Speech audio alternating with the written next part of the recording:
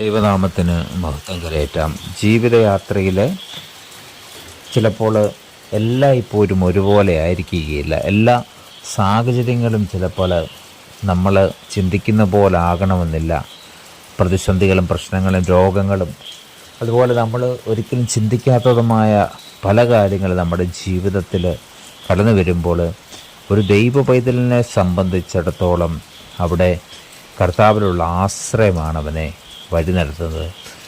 നമ്മൾ ചിലപ്പോൾ ഭയപ്പെട്ടു പോയേക്കാം, തളർന്നു പോയേക്കാം, വിഷാദ രോഗത്തിൽ വരെ ആൾക്കാർ വീണു പോകുന്ന ഒരു സാഹചര്യത്തിൽ തീർച്ചയായിട്ടും ദൈവത്തിൻ്റെ വചനം, അത് ദൈവം നമുക്ക് തന്നിരിക്കുന്ന ഈ വചനമാണ് നമ്മളെ ശക്തീകരിക്കുന്നത്. യെശയ്യാപ്രവാചകൻ്റെ പുസ്തകം 25-ാം അധ്യായത്തിൻ്റെ 4-ാമത്തെ വാക്യത്തിൽ ഈ ഒരു വാക്യം നമ്മൾ ധ്യാനിക്കുമ്പോൾ തീർച്ചയായിട്ടും അത് ദൈവം നമുക്ക് വേണ്ടി പ്രവർത്തിക്കുമെന്നുള്ള വിശ്വാസത്താൽ വേണം ഈ ഒരു വചനത്തെ കൈക്കൊള്ളാൻ.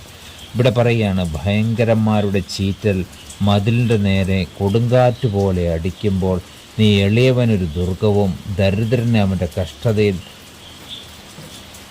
ഒരു കോട്ടയും കൊടുങ്കാറ്റിലൊരു ശരണവും ഉഷ്ണത്തിലൊരു തണലുമായിരിക്കുന്നു.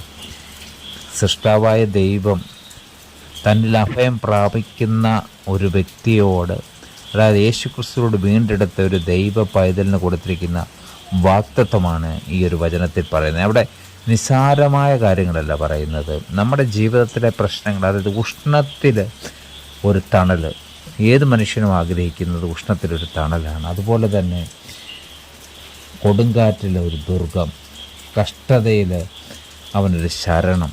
ഇത് എളിയവനായ ഒരു വ്യക്തിക്ക് വേണ്ടി ദൈവം തീർച്ചയായിട്ടും പ്രവർത്തിക്കുമെന്നുള്ളതിന് യാതൊരു സംശയവുമില്ല. അതുകൊണ്ട് നമ്മളെ തന്നെ താഴ്ത്തി സമർപ്പിക്കാം.